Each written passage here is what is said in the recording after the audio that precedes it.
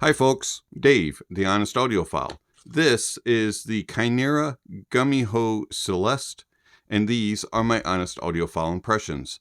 I want to thank AngelEars and AliExpress store for providing the Kinera Gumiho Celest for review. Do greatly appreciate it. AngelEars, you rock. Okay, so the Kinera Gumiho, I'm not exactly sure how to pronounce that, and then Celest is available for $50 at the AngelEars website on AliExpress. And it has a hybrid setup. It is a 10mm SPD or square planar driver and one balanced armature. 9 ohms of impedance, 106 decibels sensitivity, and a frequency response of 20 hertz to 20 kilohertz. Comes in a interesting little unboxing. You get this plastic sleeve with some artistic flair on it. A little bit of information on the back side. Let's take that sleeve off. And then underneath you get your IEMs will be up here, and you have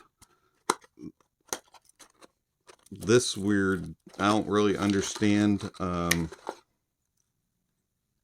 purpose of it. But anyways, you get that.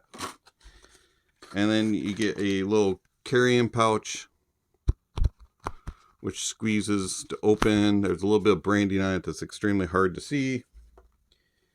And then you get a cleaning tool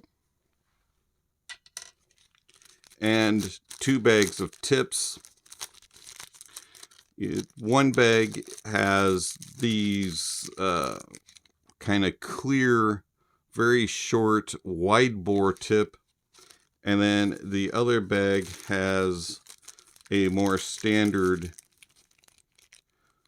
olive shaped tip, which is black, and they are both okay. I did prefer the black ones, and so those are the ones that I used. I found that the white ones with the wide bore were just a little bit small and shallow and didn't fit in my ear quite right, and also they added a lot of top end sizzle and they were kind of fatiguing to listen to. Then you also get a user manual. Your IEMs themselves, there they are. They got some little bit of artistic flair to them. Not really my thing, but anyways, it looks all right. Connects with a 2-pin. The cable's nice. It has a little bit looser of an ear hook. Do wish it was just slightly stiffer than this, but other than that, it's a very nice cable. Nice and light, well built, and terminates into a 3.5. I find that the build of the Celest is a little bit plasticky. Feels a little bit cheap, but for $50, I'm not going to complain about that too much. Has a decent amount of angle to the nozzle, and it's fairly long. Do wish that there was a little bit more of a ear shape to the back of it instead of it being more flat. But overall, I find that the design of it fits in the ears fairly well.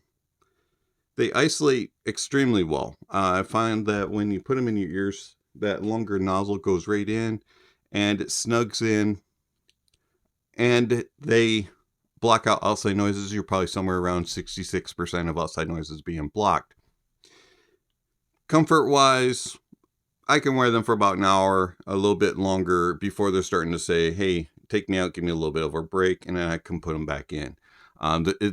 They're an okay comfort and feel. I don't really have any issues in that regard.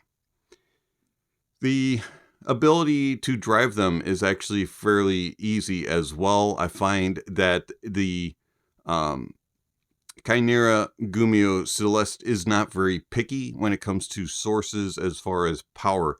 Pretty much any dongle can drive them. Some of the lower power dongles did struggle slightly, like a periodic audio Rhodium, for example, was a little bit meh on sound, but the ones that had a little bit more power, somewhere 200 milliamps or milliwatts or higher, were able to drive them very well. I did tend to prefer them on a little bit warmer of a source. So any of the dongles that I use that were a little bit more neutral, analytical leaning, tended to be a little unpleasant in the sound, and so I preferred a little bit warmer of a source, but not anything super bloated or overly warm, just something that added a little bit of warmth.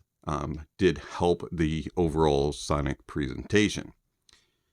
Before we get into the overall sonic presentation of the Kinera Gumiho Celest, I want to thank my supporters through Patreon and YouTube memberships. Thank you very much for all that you provide. I know that these days and times are difficult financially, so any little support that you give and take a sacrifice out of your daily life to give back to the channel is much appreciated. So thank you very much for all that you give back to the channel. If you're interested in helping to support the channel, please check out the links down below. Also, while you're down there, don't forget to give a thumbs up or a thumbs down to the video. And if you haven't already, subscribe and hit that notification bell. That way you'll know next time a video is uploaded. All right, so the Gumiho Celest from Kinera. This is a warm, kind of unbalanced, kind of relaxed tuning. The bass of the Gumiho Celest is definitely very noticeable and boomy. It has a lot of impact, and at times it can be somewhat domineering. It is a fun bass. It has a lot of extension to it, and it has a lot of just overall put a smile on your face type of sound. It is a impactful, at times domineering, and very noticeable boom, especially in the upper bass going into the lower mids. It does bleed into that.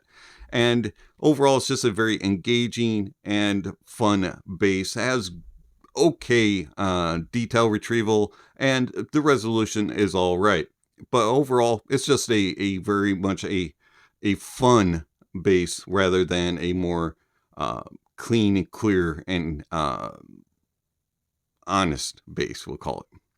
The mids. The mids are very heavily center focused, and at times they can be a little bit too laid back and a little bit borderline boring, but overall they are a good vocal present mid. They have okay tone and timbre, and they are somewhat unbalanced. So the bottom end of the mids have nice warmth and a little bit more body. The uppers are slightly elevated just a little bit, but are thinner sounding. And so instruments and vocalists, depending on whether you're listening to males with a thicker presence or females with a little bit lower range, and then you get into the males and females that have a higher range, they'll be a little bit thicker and fuller on their lower ranges, and then a little bit leaner and thinner sounding on the upper ranges. And then instruments are the same way. So if you scale a piano going from the deepest, lowest, all the way up through the octaves, it'll sound a little bit thicker and then lean out. So it's a somewhat unbalanced mid, but it's pleasant. And vocalists are always the center focus. They are a very strong center focus. And even though it has some peaks to it and a little bit of presence to it, it still can kind of sound a little laid back and a little bit boring at times. Treble. Treble is hot and spicy. There is random intervals of just way too much energy. And it just has these moments that will take you off guard and go, oh, wow, that's a lot of treble. It can be very splashy, somewhat glassy and tinny sounding at times. And then other times it's a very pleasant sounding treble. It just kind of depends on the track. And also volume really does impact that. And I find that the Kinera Gumiho Celest, I really can't listen to at even my normal listening levels, which is quite low, I do have to lessen the listening levels just because that treble is so hot and spicy, and you never know when those moments of splashiness are going to come. And it's just a little too much sizzle, a little too much glassy, glary, tinny type of sound. There is good extension in the treble, and there is good air, but unfortunately, it's just a little too energetic at very random intervals. And I just find that the treble is hit or miss for me, hot and spicy, just like a hot and spicy soup. And one bite will be good, next one is a little too much, and you have to kind of take your time with it.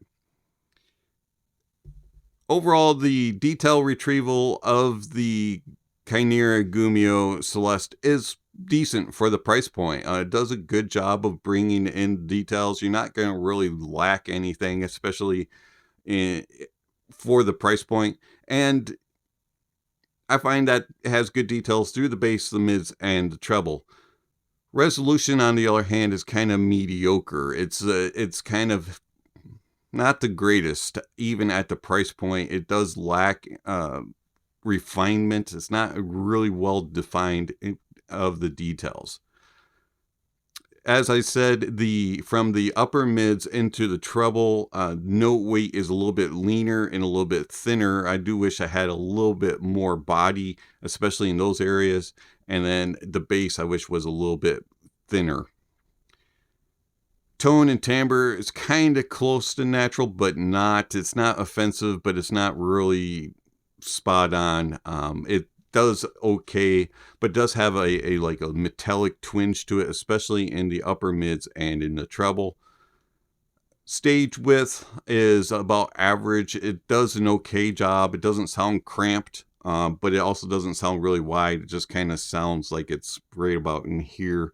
And kind of keeps things somewhat close to the head. It's okay, but it's not the greatest stage width.